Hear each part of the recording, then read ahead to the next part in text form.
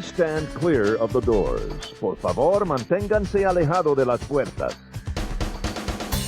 To those guests who've just joined us, welcome. Our next stop is the Magic Kingdom.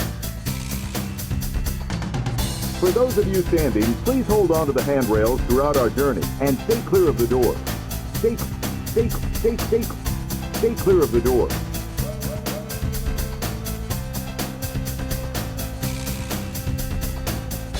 Ladies and gentlemen, we are approaching our station at the entrance to Main Street, USA.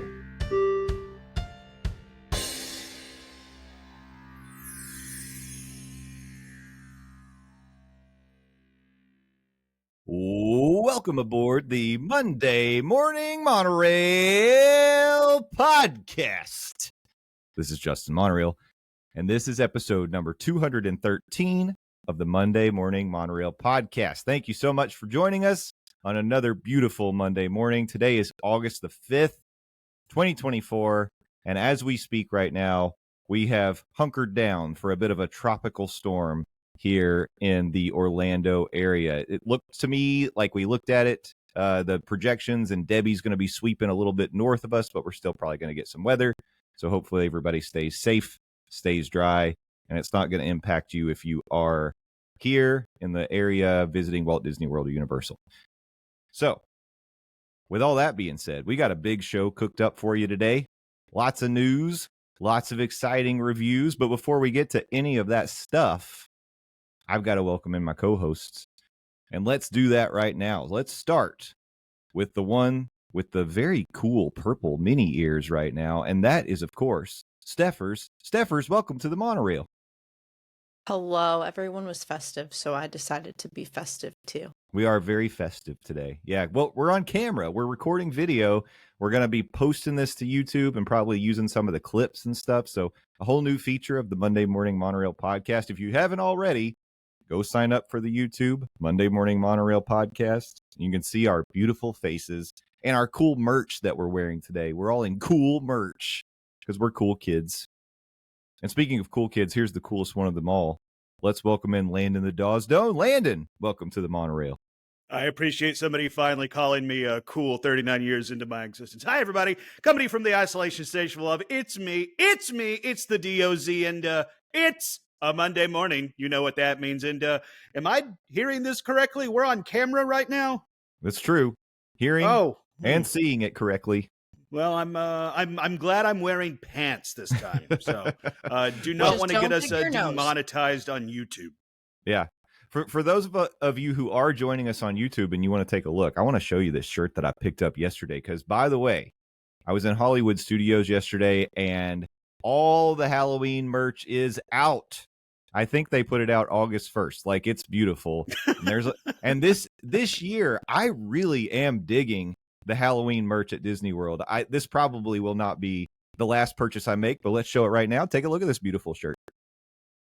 That is a sharp shirt. Oh, that's the wrong show. Sorry, I was going to say something inappropriate. I don't like candy corn, but I think that the color pattern candy corn is pretty cool. It's got a little witch hat over on the Mickey in the Disney, and I think it's a very cool. It feels great too. It's like a stretchy material. I'm doing a sales job. I'm not getting any kickbacks for this merch, but I'm just excited. I had an Oktoberfest beer yesterday. It Halloween feels way too here. early for all of this, if I'm being completely honest. It was only 98 degrees in the theme park yesterday, which feels totally appropriate for Halloween, but you know, it was still a good time. Casey had never been to the Hollywood Brown Derby, so we sat out. Yeah, we sat out on the patio and we had a couple appetizers, and she did the martini flight, and then she got the grapefruit cake martini. I mean, all great choices. I had to talk her into the grapefruit cake martini because she thought it'd be too sweet, and I was like, it's actually pretty balanced. It has like a nice tartness to it. It is sweet, but I don't think it's overly sweet. I think it's pretty good. If you haven't had the grapefruit cake martini at Hollywood Brown Derby, I recommend giving it a try. And plus, you know, I like pink drinks, and it's pink. So I think I did the margarita mojito. They have a different kind of flight. I did the other flight. Yeah, they have a margarita flight too. Yeah, 10 out of yeah, 10. they have several flights. I have not had the margarita flight, but when I took the Lotus a few years ago down on her trip, we made a point to go to Hollywood Brown Derby, and she got the margarita flight, and her being my mom, she let me have a sip of all of it. Very good. While I enjoyed the previously mentioned martini flight, very good as well. What appetizers and/or entrees? Question mark. Did y'all do? We just got 2 appetizers, and so we went with the crab louis, which was really good. It's like this lump crab meat, and they have this bread that they give you with it and a sauce. It's like this really crusty toast, and you can put the crab meat on the toast and then put some of the sauce on it. It was great. And That then does we sound also good. got the burrata, and if you like burrata, their burrata is delicious. So it's hard to go wrong with burrata. Yeah. We were going to share a Cobb salad, but I think we thought we were going to get food elsewhere, and then we ended up not doing it. So it probably would have been a good idea for us to have a little more food, but no, it was fun. We were sort of celebrating. I did a real man activity yesterday. I changed one of Casey's tires. Wow, good for you, buddy. Yeah. Good job. Yeah, she ran over a screw, and she was like, "I guess I have to call AAA." And I was like, "AAA? What are you talking Here about?" comes manly got- Justin Monorail. Yeah, you Look at tired? these guns. Exactly. I'm going to put these guns to use and change out your tire, baby. Listen, All right, I to don't. celebrate, I'm going to go get my pink drink at Exactly. Hollywood Brown Derby. Yeah. Look, you may not have realized it, but you got free front row passes to the gun show, and I'm about to show you these things go to work on some lug nuts. You heard of these nuts? How about lug nuts, baby? I hate it here. This is my formal resignation of the podcast. So yeah, I had to celebrate my manliness by going to have a pink drink at Hollywood Studios. It's the only way to celebrate something like that, right? Yeah, a little crab louis, a little burrata, a little pink drink. Yeah, feeling good. Feeling good about my manhood. As you should. As you should. Hey, she said it was doing something for her. She said, she didn't expect I had it in me that I could change it. I was like, are you kidding me? Come on. Honestly, I'm I full don't of think surprises. any of us had thought you had it in you. So good job, buddy. Thank you. This Thank really you. adds another check mark to the Daddy Monorail moniker here. So I'm done with this tire changing conversation. All right. That's definitely going to go on the Wikipedia. Oh, do we have somebody working on a Wikipedia for us? I'd love for that to happen. Probably not, but I hear other podcasts I listen to talk about how they have a Wikipedia. So fans of the monorail, get on that. Yeah. Yeah. I'm giving you homework. We need someone to take the initiative and get that set up for us. Hey, speaking of fans of the monorail and the monorail fam at large, something else pretty cool happened. I guess it was right at the start of the weekend. There was a interesting little surprise meetup that none of us knew was about to happen. You were talking about the conversation that occurred in the chat. No. That's a Discord only conversation, people. Thank goodness. If you aren't part of the Discord. Yeah, y'all really need to get in on the Discord. Y'all are missing out on some wild conversations. No, but one of our friends that's in the Discord made a surprise, like, in-person appearance with one Stephers. Stephers, you got to meet Katrina. I did. I really did. I will say it was a surprise to y'all, but we were trying to hang out before I went to Oregon, not Washington. And Same thing. It is. Time wasn't on our side, so it was one of those like last minute, hey, you want to do this? Okay, sure. That's awesome. So we went out and we tried this new place that we both haven't been to, and now we're plotting our Disney takeover. Sweet. You're going to be down there at the same time at some point, or are you? So we're trying about to convince each other to invest in an annual pass, because did you know if you only go 8 days, That's the break-even it point. pays it? Yeah, because park hopper ticket for 1 day is like $210 or some ridiculous amount. Yeah. So 8 days, anytime I want to go. Just saying. As an out-of-state AP owner, I would definitely encourage you to look into that. I definitely feel like I get my money's worth every year out of it. Yeah. Yeah. So that's our plotting. I'm also Okay. plotting some other stuff, but I gotta figure out my life before I discuss those because I don't want to get anyone's hopes up. The select few that know, well, If you know, you know. Yeah. Correct. I have to Mhm. assume that eventually, when inevitably, Steffers, you and Katrina come down to visit Walt Disney World, I'll be out of town, most likely, and I won't get to be That part is of that. only the Dillos that don't lump Oh, me and in. Landon. And And Landon. Well, yeah. you saw Mhm. Landon in April, wasn't you were there for his birthday, right? The Lotus birthday trip? Yeah. Was that not this year? Yeah, No. there you go. No, you didn't come down for your birthday this year, did you? When was that? I I'm did old. come You don't down know for, what- I did come down for my birthday this year. Yeah. I'm old. After I lived at work for a week and a half due to Oh, a that's snow and right. ice storm, my mom took pity on me. It's like, you know what? You need something nice in your life after all Oh. that. Yeah, so she took me to Disney. See, listen, Well, we I love know. the Lotus, and there you go. And also, there's already one definite trip in which we are all congregating together. So Well, like 8 months from now. Yeah, but sure. listen, Yeah, and who knows if we'll all be alive at that point. listen. I'm tired. I'm just trying to make. All right. Anyway, But Yeah, you're listen, right. she's tired. She's You're right. making bread. Literally in the other room, she's making bread. I really am. Oh, this is a weird flashback. We're having a little virtual happy hour here. Steffers is making bread. What is this, COVID again? We're back in COVID Listen. times. If you're listening to this episode, as you should, because clearly if you're not listening, you won't know what I'm talking about, I will post a picture of my focaccia when I get a chance. And then I'm making a loaf of normal bread, but I don't know if that's going to come out well, so we're going to pretend like you only heard the focaccia part. Steffers, I just want to give you this advice. Never post your focaccia for free. You got to charge people if you're posting focaccia on Maine. You got But to. Landon post hit. Never mind. Yeah, and I put that behind the OnlyFans for the sexy Quaker Oats guy. Yeah, exactly. All right. We're a little wacky today, but that just means we're in for a good episode. And a big chunk of the episode is talking about the Central Florida theme park news. So I think it is time to jump into the news.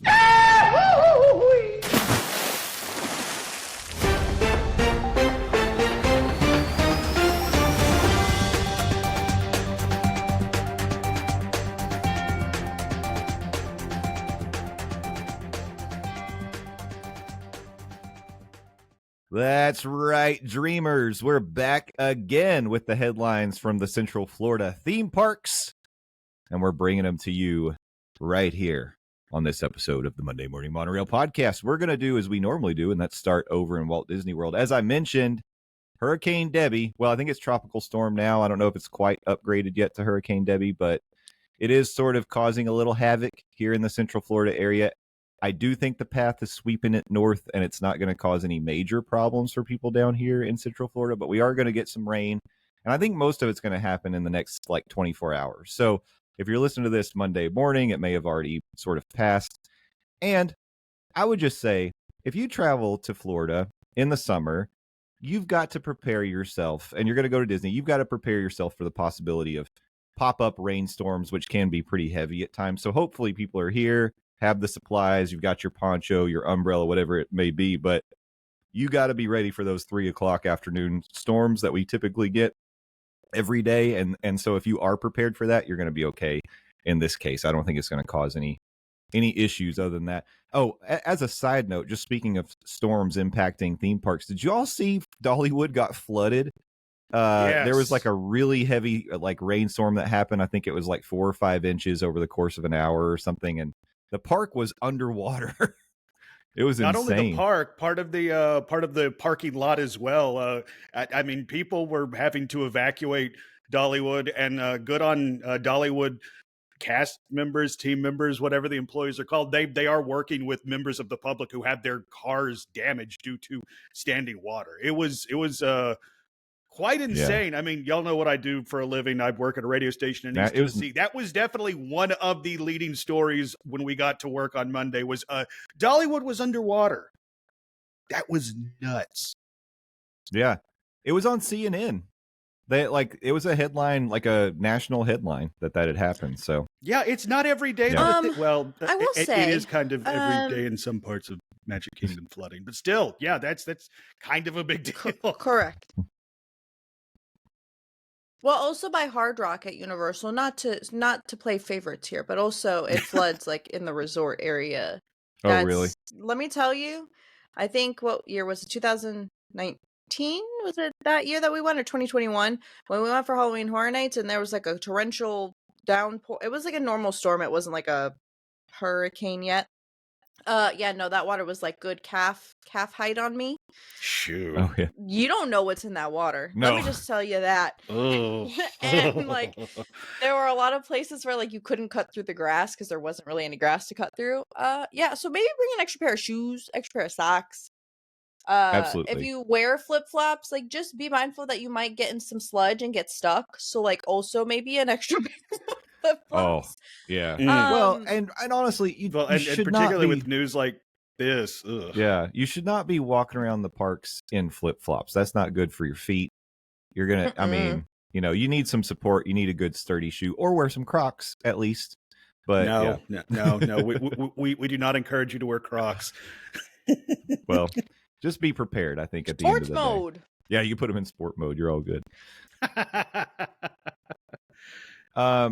So as we mentioned at the top of the show, it is of course August, which means it's Halloween season, and one of our favorite times of the year to talk about foodie guides. Over at the Disney Parks blog, they dropped the Mickey's Not So Scary and Magic Kingdom Park food guide for the Halloween season. From August 9th through October 31st, you're going to be able to get a lot of these tasty treats. And I was just scrolling through this foodie guide. There are a ton of new items this year. I was really impressed. And like I said, there are like some of these are only available during the party, but there's a good chunk of these items that are going to be available during the regular park hours as well. So don't feel bad. Like if you're missing out on the Halloween party, there's still a lot of ways to celebrate with your taste buds. Get some of these really tasty treats, whether you like savory or sweet or whatever it may be. Pretty much any outlet you go to in Magic Kingdom is going to have something.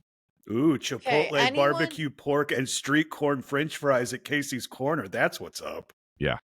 Listen, anyone going to this Halloween party, I have a request for someone to try on behalf of the monorail this hand-dipped corn dog with spicy violet mustard and spicy cheese-flavored snacks. Why can't you just say Cheetos? Like, I see what they're doing here. Yeah. Interesting. I will take one for the team. Yeah, I would volunteer as well, possibly. But I will say that, like, I love that this is part of what they do for Halloween. And they did this back when they used to do the Villains After Hours party as well. Not a lot, but there are several items that they will do as a special food item that are real spicy, which is not something you can always get your hands on in the Magic Kingdom. And I love it.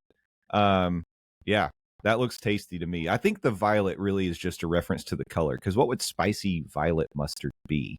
Upon reflection, when I went back and looked at the photo, it's the color. I thought that was special. Listen, I read special. it and then I look at it and then I process it. It's not. Originally, I thought you said violent. I'm like, well, what makes the mustard violent? Not so violent. Start some stuff. Steffers, I'm surprised that your eyes weren't drawn to the dulce de leche peanut butter and chocolate sauce funnel cake. I know you're a funnel cake fan. Oh, Ooh, I that love sounds funnel cake. good. Let me tell. Wait, where was that? I didn't even listen. Sleepy Hollow. Yeah. Oh, it was right under. Yeah. See, I got distracted by the purple. On the Topped with corn dulce dog. de leche ice cream, Snicker bar pieces, and whipped cream. Yeah. Okay. Hey, listen, look. Yeah. They got them ribs back. Just kidding. Those are chicken No, white. they're wings. Yeah. But yeah. Those wings do look good. Man, Sleepy Hollow has it going on. Yeah. Yeah, I Oh, agree. Like, I would try all this stuff. I'm not too into the red velvet cake push-up pop or whatever that is, but the rest of that stuff does look good to me. One of the things I'm always interested in when they do special foods for the seasons and the parties is what kind of special sandwiches they're going to have at Cosmic Rays. And they got a couple this year that I'm excited about. The Halloween pot roast sandwich with cheddar and horseradish mayonnaise served on a black bun. I would do that. I would totally do that. They also have a terrifying twice spiced chicken sandwich, spicy fried chicken breast dipped in hot honey, topped with pepper jack and bacon and jalapeno popper. Oh my God. And Shoo. sinister satay burger, cocoa rubbed all beef patty with bacon, lime pickles, and Thai peanut sauce. I want all three. Give me the flight. Sorry. There are two things upon re-reviewing this foodie guide. Did y'all see the sweet and spicy beignets? Berry and cayenne dusted beignets with a coffee chocolate sauce? Oh, yeah. Say, what? And then, if you scroll down past Cosmic Rays on this foodie guide, in which I am stuck. reading, I can't go past Cosmic Rays. Go ahead. look at this candy corn soft serve sundae and a sweet corn soft serve. Yeah. No, thank you. Sweet corn soft serve. That is a lot going thank you. on. Huh. No. Sweet corn soft serve with butterscotch shell and candy corn. Yeah, I don't like candy corn, but I would try the sweet corn soft serve. Yeah, I would They're try available that. during normal park hours, so Absolutely. you can try it. I have a love-hate relationship with candy corn. When I was growing up, absolutely loved it. As I've gotten older, that sounds so dramatic. I'm not a huge texture, I don't care about texture typically when I eat, but it's like sugary bits and bob, and I don't like that. It's just no thank you. Anyway, looking at this foodie guide, there is a lot of sugar on this, so just FYI. Yeah. mm-hmm. I will say that the Pinocchio Village House, that's not a place that I typically spend a lot of time because I don't really think that their typical menu is great. But for the Halloween season, they're going to have a creepy clam flatbread with bacon, black ink pesto romano, and Calabrian chili aioli.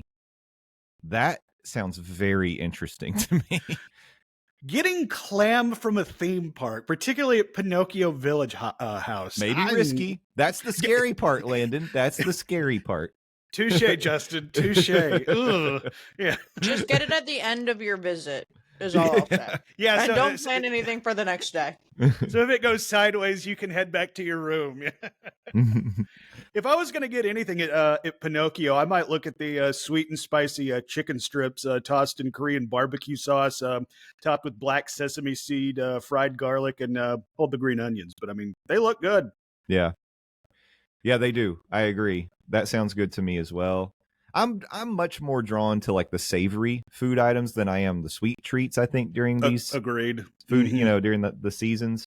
One of the things that caught my eye, because I was like, wait a minute, where are they going to be serving a cocktail?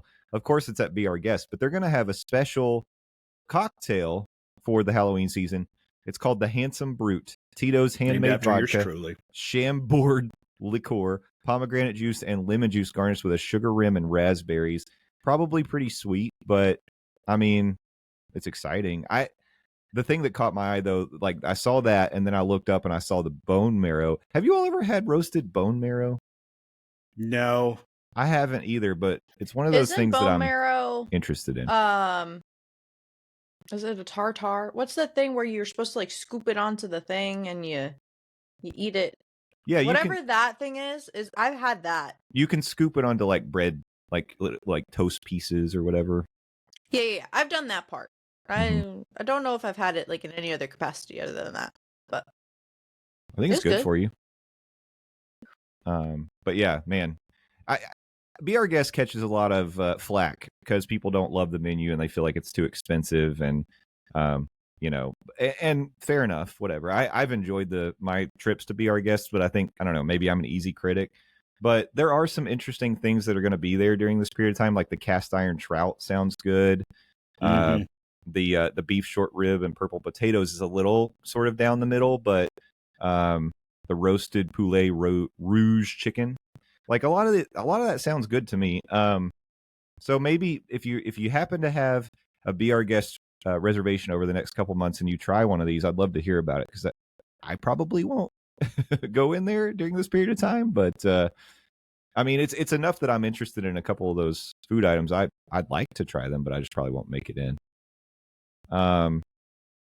Friar's Nook even has a couple. I'm telling you, Friar's Nook is like a hidden gem to me in the Magic Kingdom. It's like tucked away over there in Fantasyland. It's right beside the ice cream shop, and they've got like you can get like the buffalo chicken tots and some really like interesting quick service items there.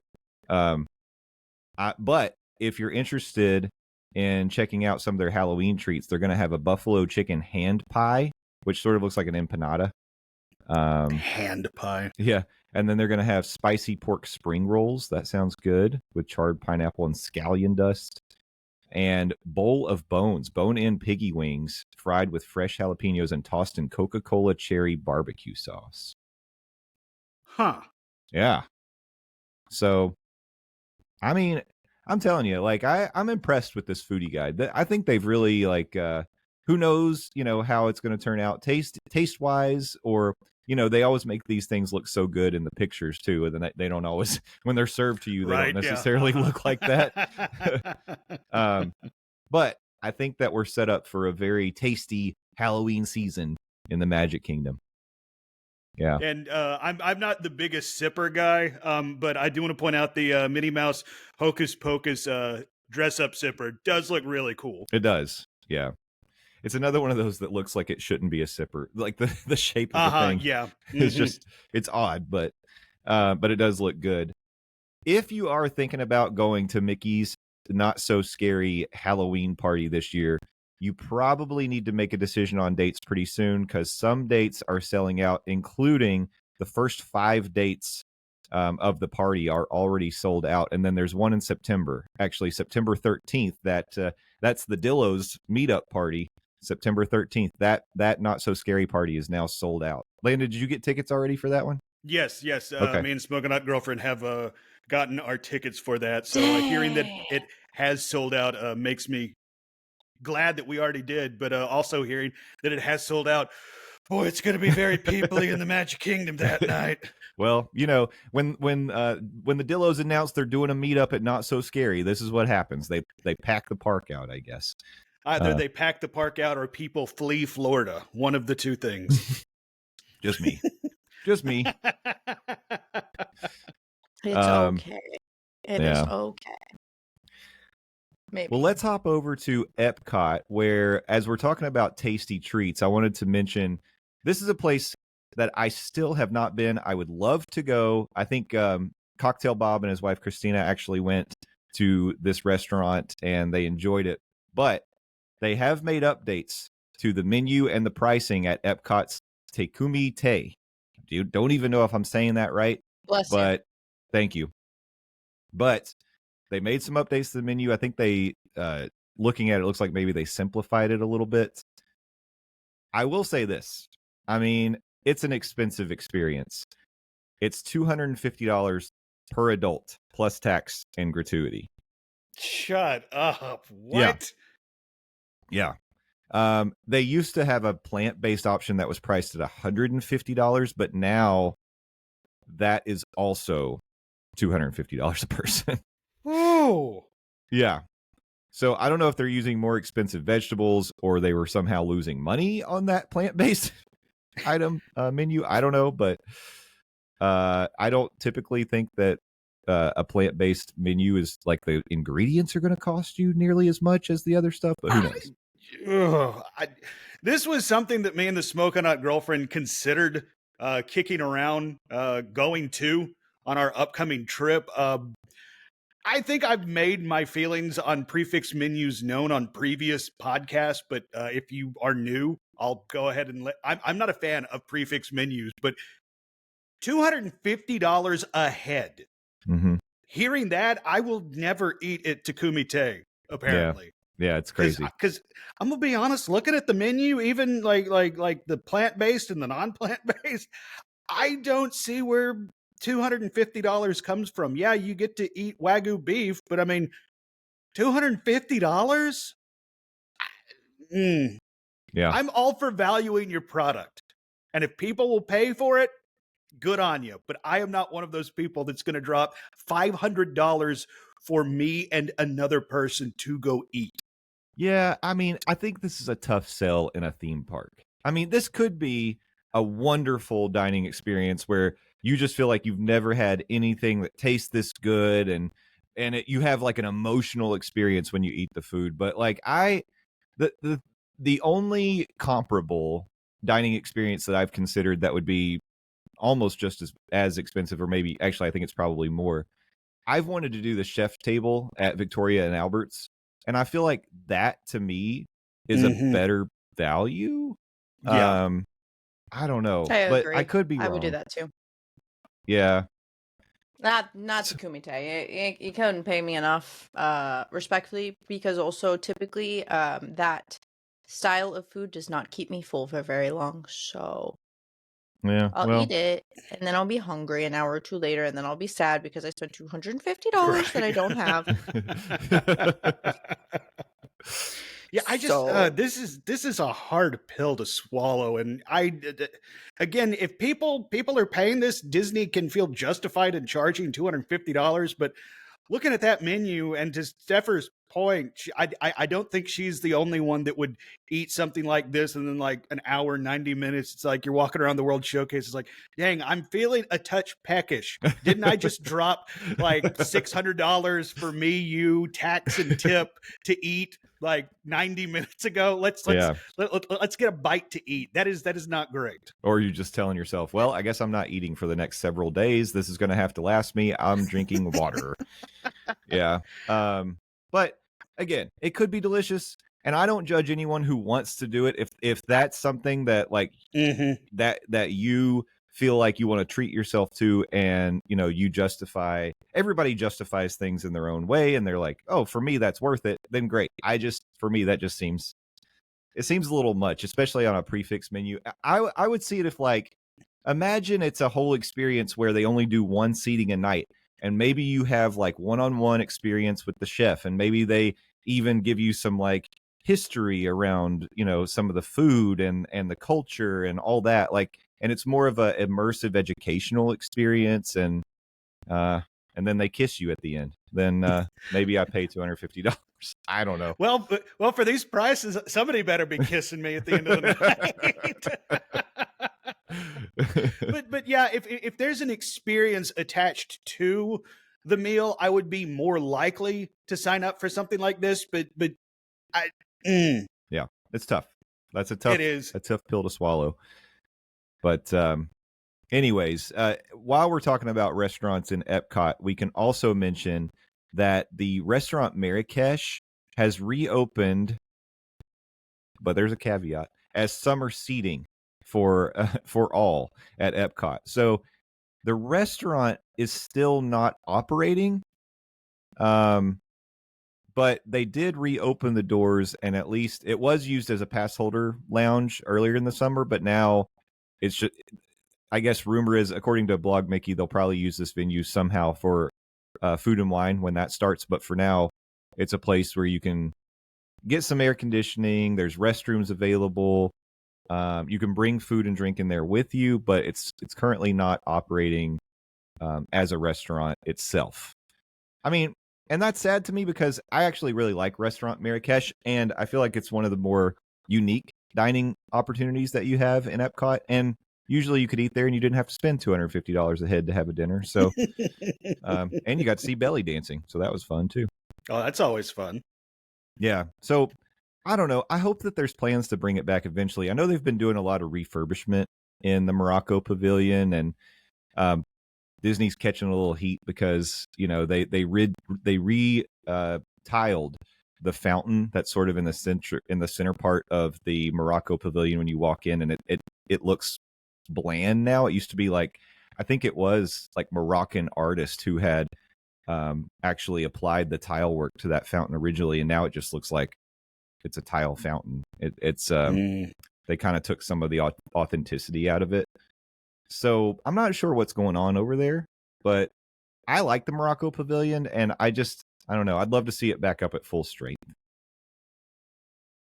I've never eaten at Restaurant Marrakesh, and like at this point, am I ever going to get that opportunity? That's now a question that I think needs to be asked, because you mentioned it's probably going to be used in some capacity for food and wine coming up, and we know how Disney and Epcot, like once they find an area where they can put people in for their festivals, whether it be food and wine. I mean, would it be that far gone of a crazy concept that they would put artists in there to display during Festival of the Arts? So I mean, like once they find a spot where they can put people for festivals, I mean, I don't know if that necessarily bodes well for Restaurant Marrakesh's future. Right. Yeah. I mean, as everything else has sort of gotten back to full operation, this is the one thing that still is like hanging out. And I'll be excited whenever they bring it back. I like that restaurant. So I would recommend giving it a try if it's something, and it does have some sort of unique food offerings. And if you're a picky eater, maybe it's not the place for you. But I would say if you're a little adventurous and you want to try something different, whenever it does come back, I would say check it out. So keep your eyes peeled, and I will be happy to report when it does open back up, and you can go check that out. One of the things I did not mention yet was we had been talking about the fact that at Hollywood Studios in July, Disney was testing out a single rider line for Rise of the Resistance. As of August, it looks like that test is over. And so they try to do it a couple different ways. There were different reports. Some people loved it. Some people hate it because it skipped a lot of the pre-show theming, and it kind of took you behind the scenes where there's not theming. And so you kind of lose that immersion. But it'll be interesting to see if that comes back. I think Disney's evaluating the data, and maybe if they do implement it permanently, it'll be something that they work out a better way to kind of get people, the single riders, to the ride where it's not so breaking the fourth wall, I guess.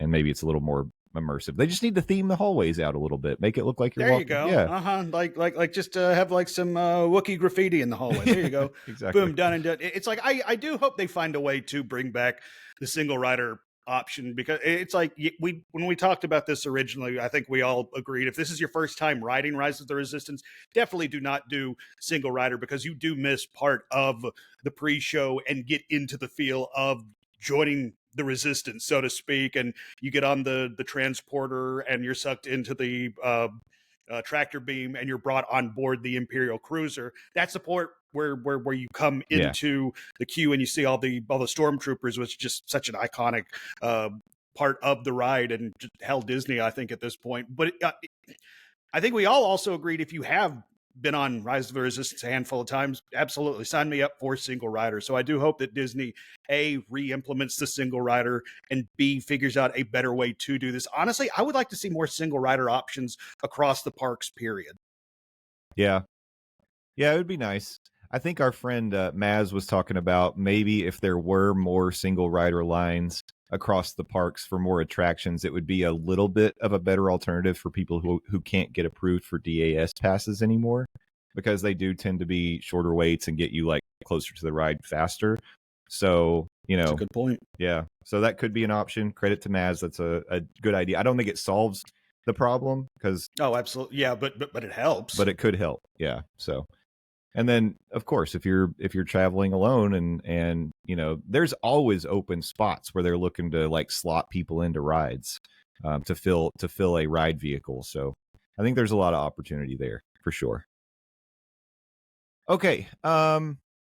Before we finish up with the Walt Disney World news, I wanted to just say really quickly, because I didn't mention this last week, but I got to see the Country Bear Musical Jamboree, the brand new show. And as you all know, as we were talking about the retheme for Country Bears, I was very skeptical about this. I was trying to be cautiously optimistic. I had listened to some of the music, and I read a lot about it. We talked about it a lot on the show, but I was worried that they were going to be painting themselves into a corner with this show, and it wasn't going to be quite as, in my opinion, like timeless, or maybe it would have just a less broad appeal to people. And so not this past weekend, but the weekend before, Cocktail Bob and I went to the Country Bear Musical Jamboree, and I just have to tell you, I loved it. I like 10 out of 10, no notes. I think they knocked it out of the park. I am so excited for what they've done with that show. One of the biggest improvements to me is the animatronics are so much smoother, And I think I told you the last time that I did the Country Bear Jamboree before it closed, I was distracted by how loud the animatronics are while they were moving and stuff. You don't hear them. It's like that's like totally quiet. They've done some enhancements to the show to make it feel like there's more interaction going on in the theater. Like really, and the music is fun and it's funny. Like there were lots of times in the show where the audience was clapping along and then they were laughing and everybody was having a really good time.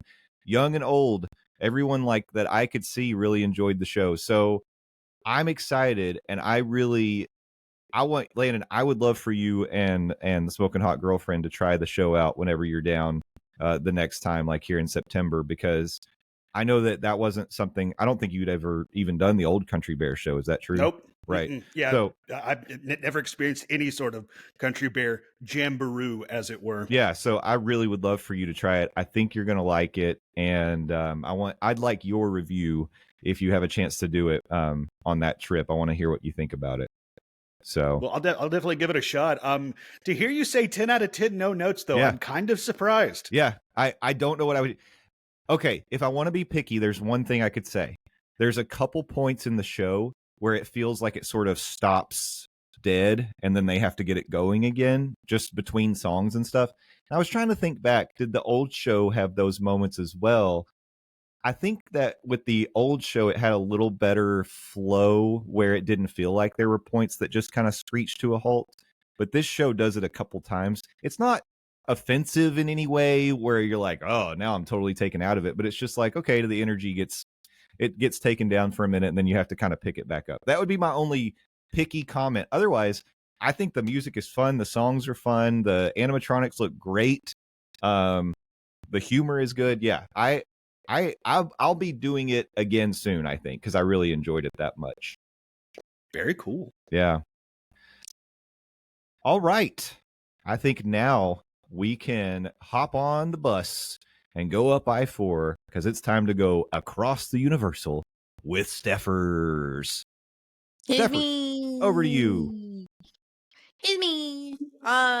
So really exciting Universal news this week, in case y'all didn't hear, which you must be living under a rock if you did not hear.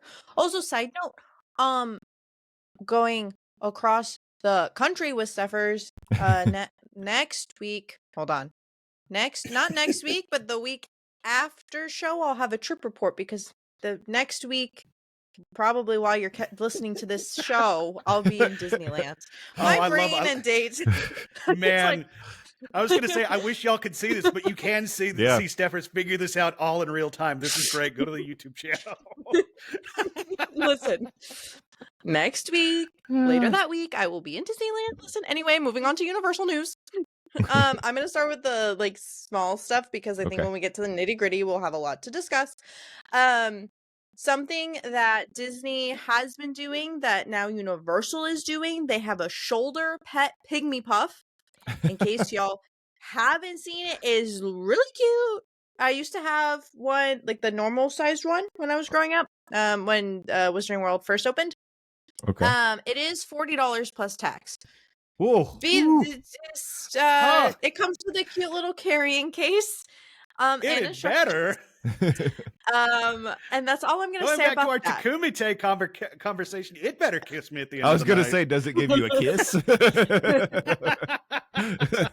Cannot confirm nor deny.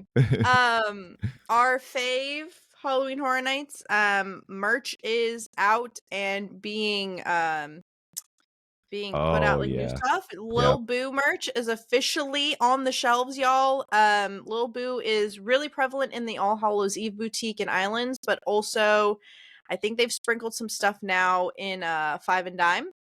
Okay. Yes, they have. So you can go to either of those shops. I think you'll get a better selection at All Hallows Eve. I think so. It looks like at Five and Dime, it's just, is that a fan? There's a fan that has nothing to do with Boo, but there's a fan. A Halloween Horror Nights candle, a Lil Boo shirt, and a Lil Boo mug. All Hallows Eve boutique has like plushies. It looks like keychains, the mugs, and a different kind of shirt as well. So go check that out. That little Boo plush is so cute. I'm gonna get it. It is absolutely. I'm going to really get it. Adorable. I'm going to. Just for the Halloween Horror Nights people Yeah. I'll probably get one, but like I'm actually going to Halloween Horror Nights this year, so I'm gonna wait. Okay, so now for the big boy news, big girl news, big Big people magical news. big, yeah, whatever. Yeah, it is what it is. Big world news. Universal has finally unveiled the last world for Epic Universe. It is the Wizarding World of Harry Potter Ministry of Magic. This is twofold though. We had no Oh, idea. Thanks for the gasp. They're doing something with Harry Potter. Thank you. Really, You're I welcome. love that for us.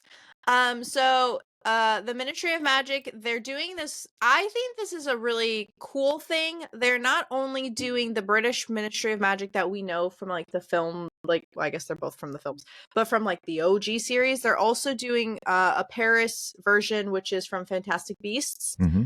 So it is a 1920s place cachet. I'm going to say cachet. I don't know what I think you're right. accent mark means.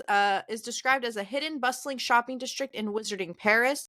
And then you'll be able to travel across time and space to 1990s London using the Metro Flu, which is the mode of transportation by Flu Network in the Harry Potter films, for an adventure set inside the Ministry of Magic. So now let's get into the nitty gritty. Yes. There is a ride.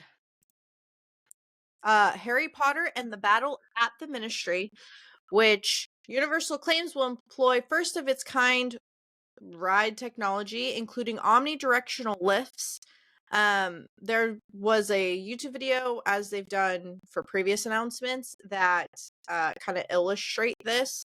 No idea how that's going to go, like how that'll be executed. But it looks really cool. It's giving like Mickey and Minnie's Rise of the Resistance kind of. With a like little Tower of Terror sprinkled in. With a little Tower of Terror sprinkled in. Yeah, I think that's a great description. Essentially, so after every arriving... attraction at Hollywood Studios crammed into one. Yeah, it was Mickey and Minnie's Rise of the Resistance. I don't know if I'm familiar with that one. Mickey and Minnie's Rise of the Tower of Terror. Yeah, correct. After arriving in London via Metro Flu, guests will enter the Ministry's Grand Atrium and venture through other departments before boarding the ride to watch the trial of the villainous Dolores Umbridge until Umbridge attempts to escape. Guests then join Harry, Ron, Hermione, and a house elf named Higgledy. Stop it right now. I need some Higgledy merch. I'm already going to say that. Oh, I'm sure there will be. Yeah. In a thrilling chase that will propel them up, down, forward, backwards, sideways, and more.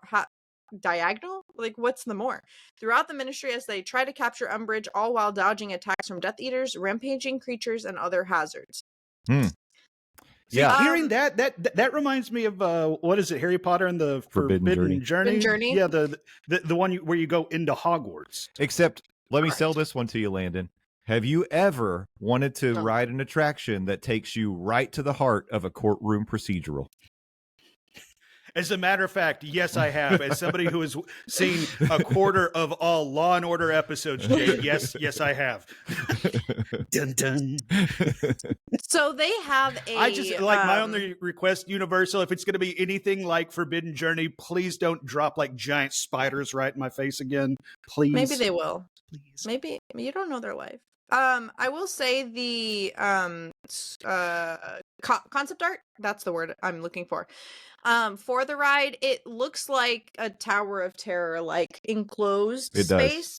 Yeah. But if I'm guessing, it might use the same kind of mechanics Forbidden Journey does in terms of like the movement. The Kuka arm, yeah.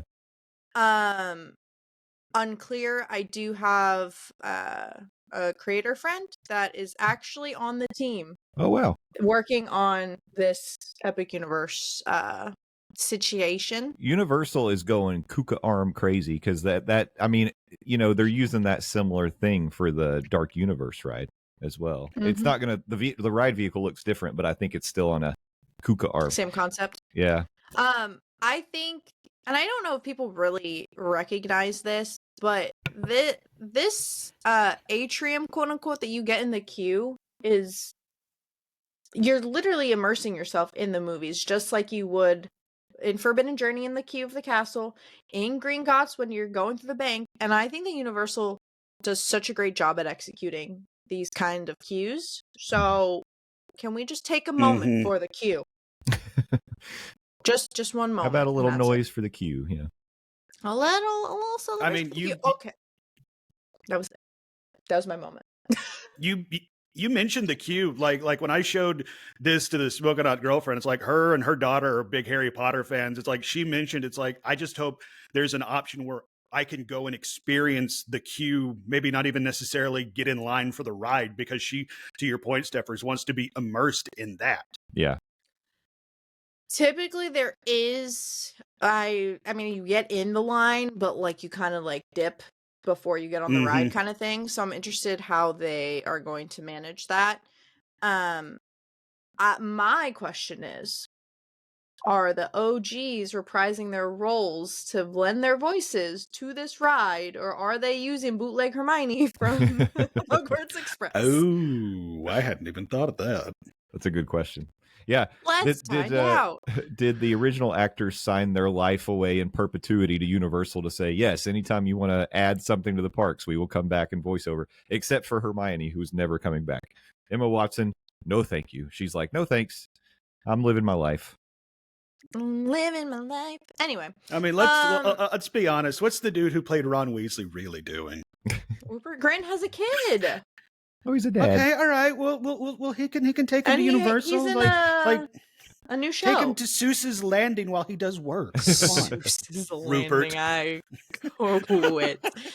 I quit. Anyway, also something new, quote unquote, is a show.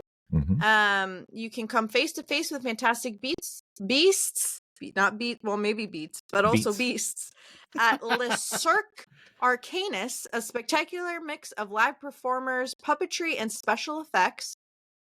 There's aerialists. Guests explore the streets of wizarding Paris. They can use their interactive wands to cast spells at various locations, interact with fantastic beasts such as nifflers, bowtruckles, and a demiguise, and engage with enchanted objects in many of the storefront windows and other areas throughout the place cachet. So I'm assuming it's very they're taking the technology that they use for Wizarding World and the current parks and carrying it over, which is really cool and nice to see. So this might be the nerd in me or just someone who likes to whatever, but I really like looking at the window displays and how they decorate all of the storefronts. So I'm excited to see what we get with the Ministry and this whole Le Cachet situation. There is also going to be a wand shop at Cosme Acajor Baguettes Magiques. Okay, Wow. listen, I'm sure it's supposed to be Nailed it. French, but Stephanie cannot do all that. But you can find the finest wands designed by esteemed artisan and wand maker Cosme Acajor, which looks cool. I'm assuming it's more of like I don't want to say higher end. That sounds really aggressive, but it seems more like a boutique-y kind of vibe than like a wand shop, like you get like Ollivanders. Okay. Because it looks like there's like glass displays and stuff based off of the concept art. Who knows the execution once it gets made, but good to know. Let's talk about food because we all love the food. There is going to be a French-inspired cuisine, Café L'Air de la Serene. Don't ask me if I pronounced that right because I have absolutely no idea. I think you got close enough. I think I did too. It is going to be a beautiful French cafe complete with French sandwiches, plats du jour, and desserts. I am very excited about the French desserts because if I know anything about the French is that they have delicious desserts. And that's really all I have. There's the oh my god. The why did I decide to say all these names? Le Goblet Noir? Noir sounds right. An international dark witches and wizards seek privacy and a warm meal at this mysterious inn. So it's giving in when Harry runs away and everything's dark and spooky and all that, it's kind of giving that kind of vibe. Okay. Landon's probable favorite, the bar Moonshine. A taste of America, you'll find U.S. Quidditch team memorabilia on the walls and exclusive beers, wines, and cocktails on the menu. Nice. Hell I'm yeah, into give me it. the taste of America, none of this France magic stuff. Y'all got any magic Budweiser? No, actually, probably they will, to be honest with you. They're also Yeah, going yeah, to they will, yeah. have a I really don't want to try a beer Good. cart. They're gonna have a beer cart. It might be. I'm trying to think of how you pronounce things. Nope. Beer I don't know cart. how to pronounce anything. I'm not trying. I love how now you're Eurobar? abandoning it. It's like, nope, I'm done. I'm done. Well, it's a longer word with too many B's. Burabor? Burabo, maybe? The go-to place for a cold butterbeer alongside your adventure. Listen, if someone who can pronounce that will enlighten me, please go ahead. So they'll have the famous butterbeer carts like they do at Studios and Islands. There also will be a French confectionery, K. Ramel, and a and multiple gift shops, La Galleria, Mirafiques, and Tour and Flu. Isn't that just Flu Tour? In Flu Tour? Anyway. And I'm just, I'm tired. Don't know who you're trying asking. to pronounce it. It looks like they're having. I think the standard for all the portals or the worlds is about like two main restaurants, a nice little lounge bar area kind of vibe, and like one staple ride. I think that's something that's different about. I think they're taking elements of success that they have from the Wizarding Worlds in Studios and Islands, and they're taking it and moving it here, obviously with updated technology. Mhm. But like, I think they're doing the live show with the puppeteers and all that. I think is going to be like kind of like the Frog Choir, like the stage shows that they have at Islands, mixed with also like the Celestina. Mhm. Or back like small kind of thing. I think they're kind of taking But elements. it looks to me like that's going to be in a making it theater, though. Yeah. Which is cool because, I mean, you don't really right now. You don't have like a Harry Potter theater show, and so that'll be a interesting addition. I'm excited for that. AC maybe? AC, yeah, of course. I think that'll be great because you know, we dehydrate and we get hot in here. It's Florida. Sorry, I always have to just Got to bring it back to that. T Swizzle. I get it. Always. Hold on, I'm seeing if I missed anything else. No, I didn't. Do either of y'all have a wand? Have y'all purchased a wand or even a wand or interactive otherwise? I have a non-interactive wand. So do I. Yeah. I have one wand. It is non-interactive. This might be controversial. I like if I'm going to Universal, I'm not gonna stand there and wave my wand at things. like I'm gonna ride Had to be the able to ride. rephrase that, Stephers. Maybe there was. We're gonna clip that one and put it on social. Probably. Yeah, I'm not like if I had a kid or if I was going with children like my nieces and nephews, like I absolutely buy them a wand and then like I would display them at home kind of thing and like take them to get a robe and all that stuff.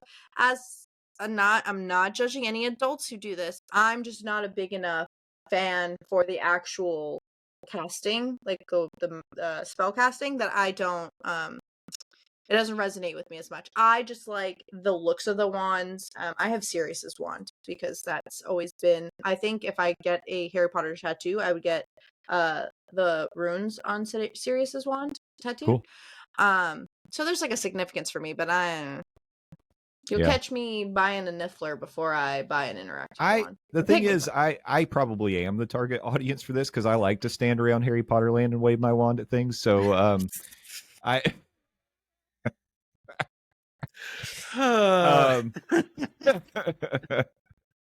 But no, I'm a large man child, so I like to play. You know, I've built a lightsaber, you know, in Galaxy's Edge.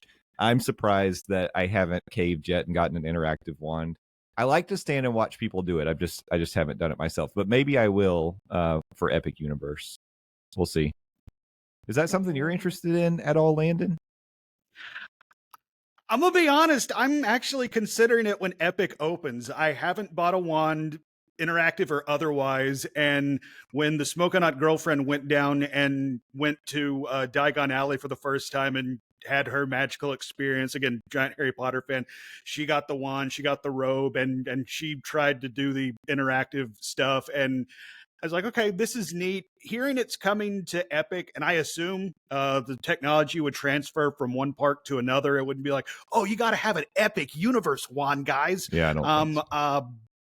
I'm actually considering it because, you know, it's like don't love Harry Potter, but I do think this technology is cool. So I'm open to the idea. Yeah, I think I'm gonna do it. I'll do it for Epic. Do it for Epic. Yep, do it for Epic. So, well, I'll do it for Epic. I'm just saying, I'm gonna try to ride the ride, and then I'll wave my wand at things later. Listen, Epic Universe, I think at some point when we get more information, obviously, we're gonna have to do a breakdown of like purchasing tickets and how actually getting into the park is going to work. Yeah. But I think it's going to be so, based off of initial reports, I do think it's going to be a little convoluted and confusing and difficult, to say the least, for some people that like probably have never been to the parks before or whatever the case may be. So if I have one chance, one shot for the next like year to get into this, like maybe I'm buying the wand, but I'm probably gonna get motion sick on this battle of ministry magic situations with the front back.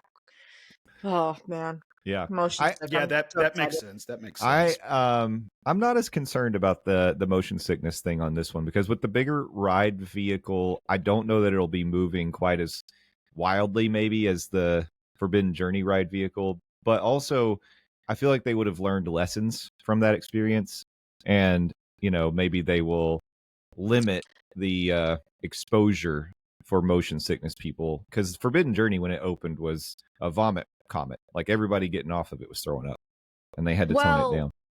I think what I need to do, which not to yuck your yum or whatever, because I know you can go to Universal all the time or whatever, but I think I need to make another trip and ride Forbidden Journey and see how I do as someone whose motion sickness is getting kind of worse, but also like I use patches and like I kind of can kind of gauge the roughness or whatever, because I haven't been on it since they updated anything. I've been on it maybe twice since it's opened. Okay. And then I was like, probably shouldn't do this. I mean, so I stopped. I'm not extremely motion sensitive, but I do every now and then, especially as I've gotten older, there are some attractions that really do trigger it for me and I have to take a little break. Forbidden Journey, when I've ridden it in the last couple of years, I don't have any issues with, but you know, everybody's sensitivity is different. So you may still have some problems. We'll find out. Can't wait. I'll have a barf bag handy and ready. Yeah. It'll be Harry Potter themed though. A magical barf bag. Yeah. Do they provide barf bags? No, right? You just gotta make it to a trash can. I probably just for the, you know, I don't want to be that person that shuts down the ride because I puked. You know what I mean? Nope. Nobody wants to be that person, I don't think. But sometimes we are that person. Sometimes you are that person. Yeah. You know, every time I puked at the parks, I've made it great distances. I've made it from Spider-Man to Confisco's bathroom. Nailed it. That's a trick. Wow. That is a trick. All right. And I've also made it oh no, what was my other trick? Oh, you know, after you get off of Velocicoaster and like you gotta go to the Discovery Center and like sometimes you just don't know up, down, side to side. You gotta go up the stairs and get I've made that trek too. Okay. Not that I've puked after I've gotten on a Velocicoaster, but like you know, typically my anxiety gets too high and I'm like, I gotta pee, but also maybe I gotta barf. So that I like go there just to make myself feel better. Go ahead and print that on the brochure. Velocicoaster. You'll have so much fun. You'll have to pee and maybe barf. Maybe barf.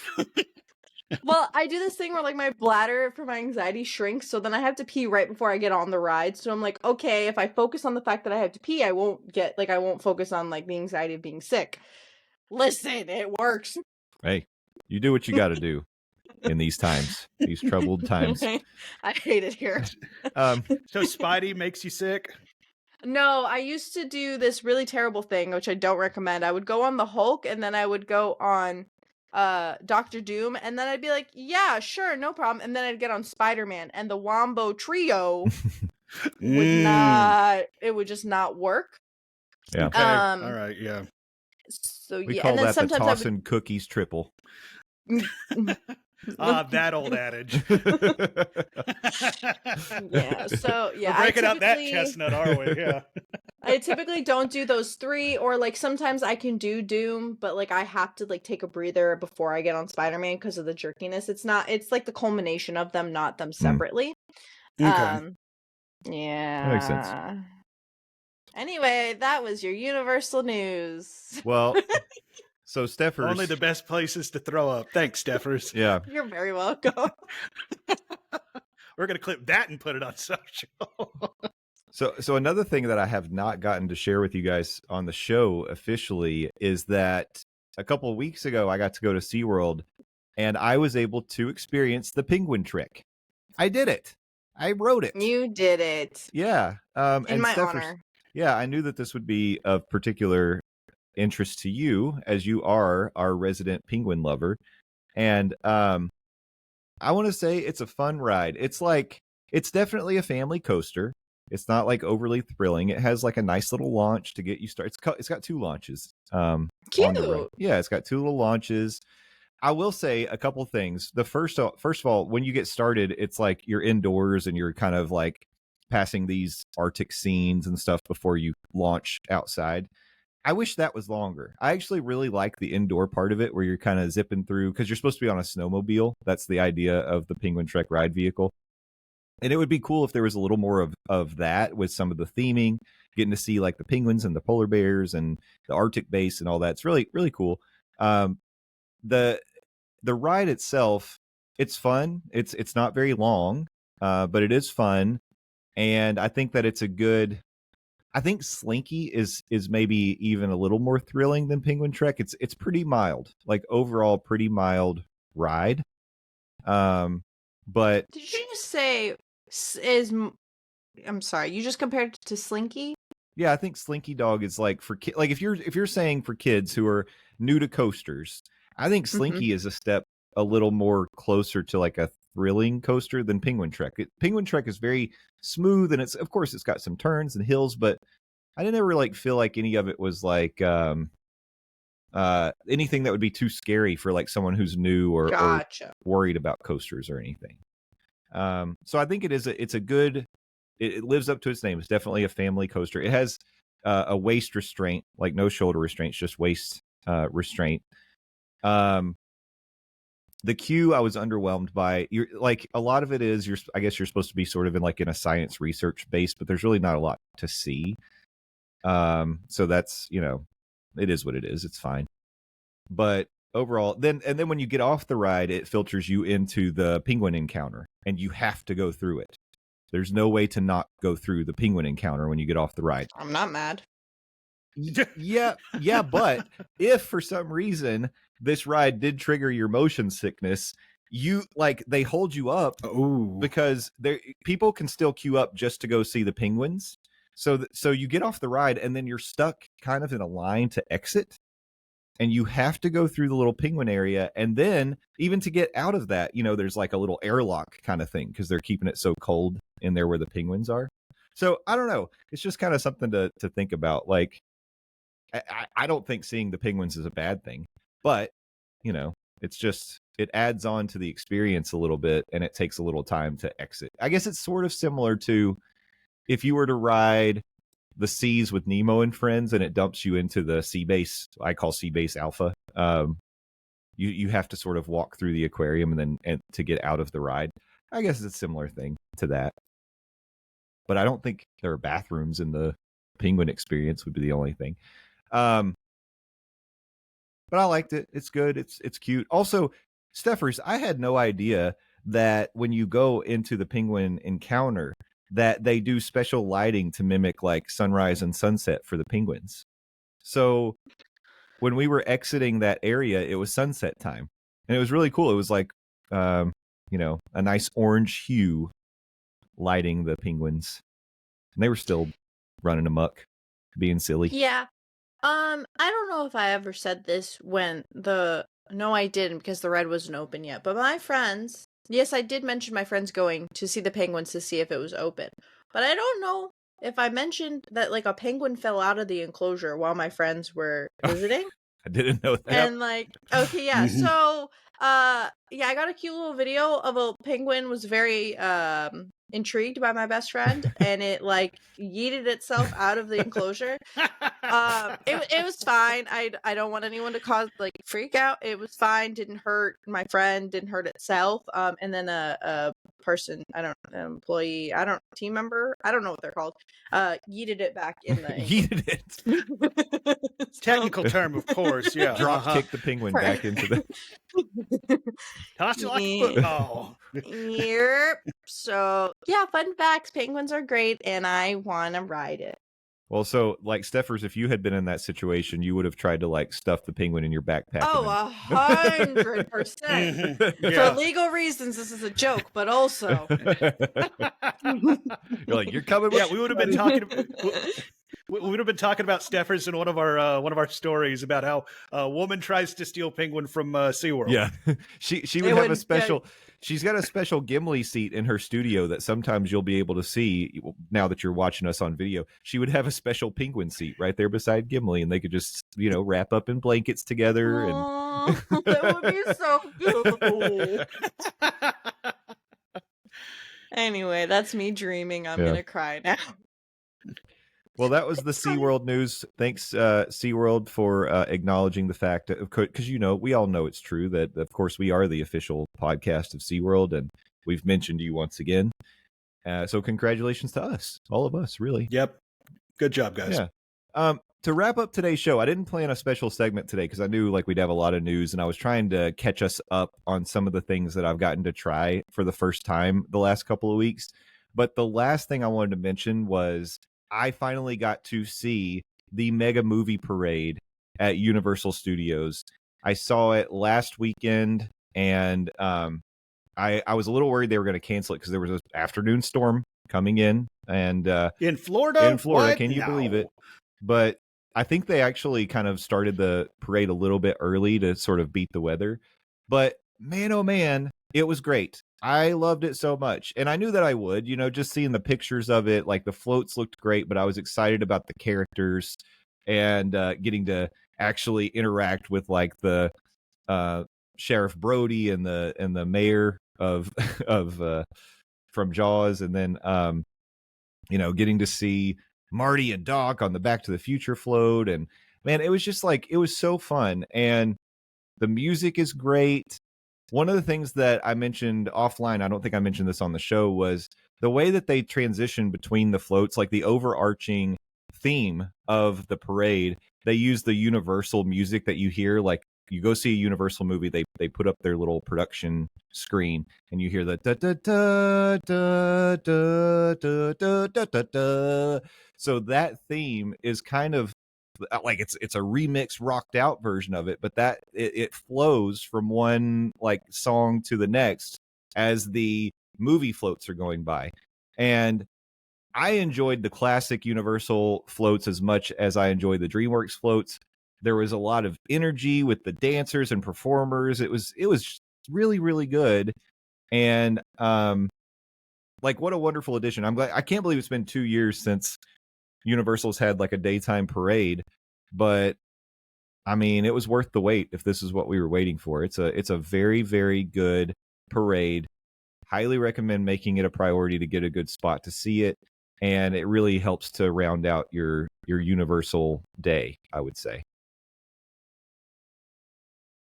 Steffers, you look lost in thought. No. Yeah, I just had a random thought.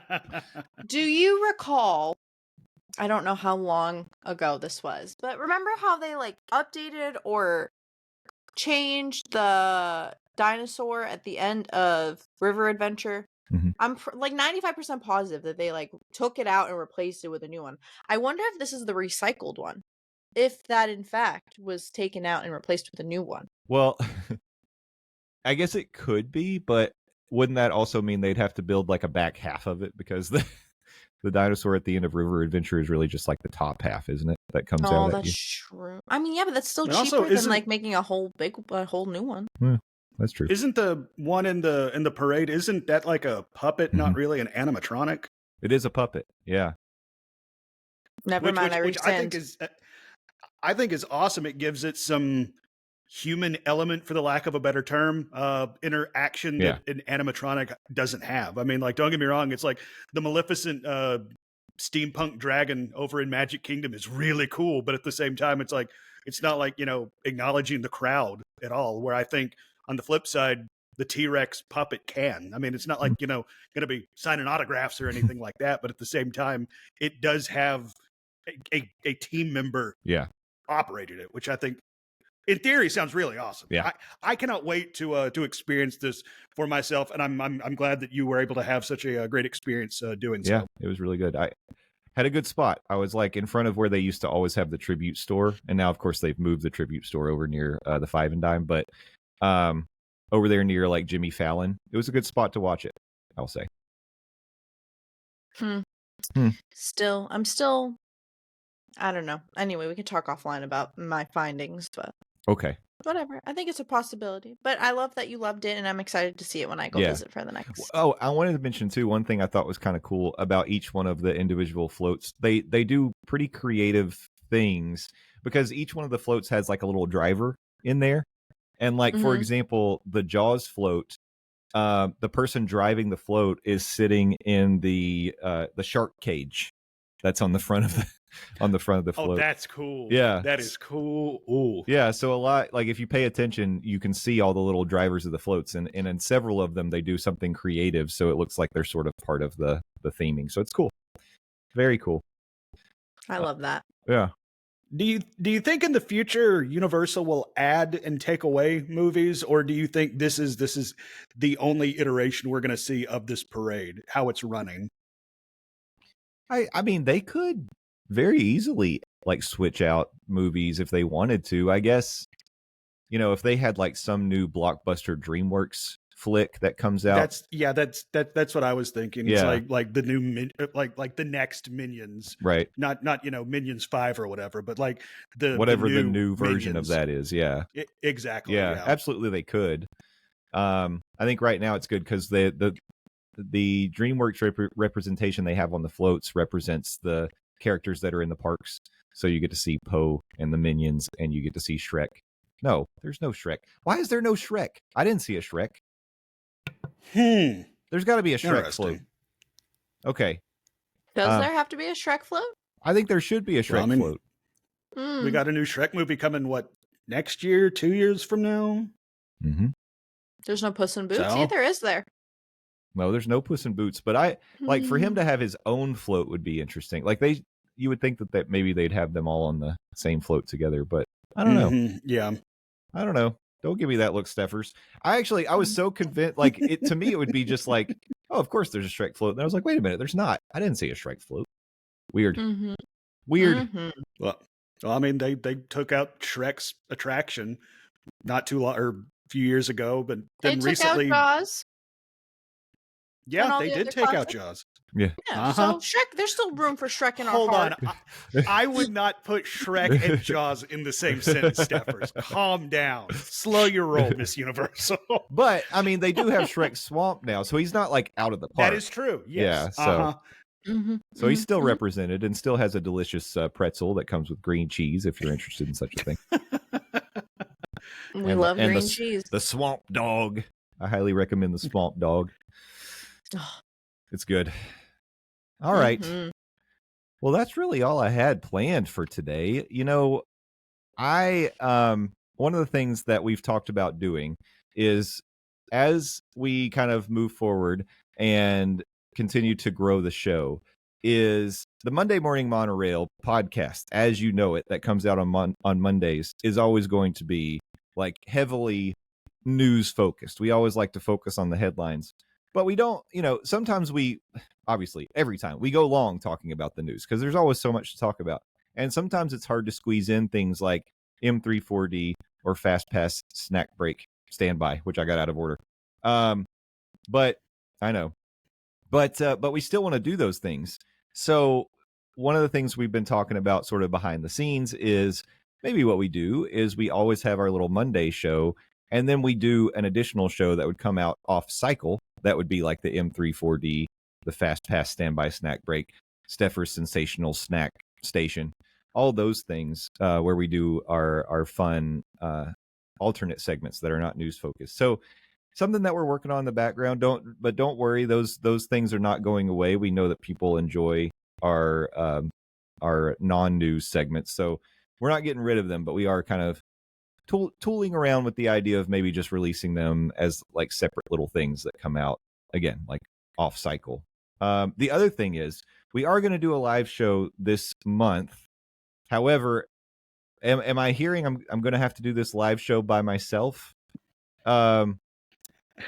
It's kind of looking that way, buddy. So really, if we do it third Tuesday of the month, it's the 20th. No, Stephers will be back. Stephers will be here. Okay, so third Tuesday of the month. Yeah, so Stephers, it's August 20th. Yeah. And so Stephers will be jet lagged, but she'll be ready and fueled with Disneyland excitement or withdrawals. Hangover? Words. Wow.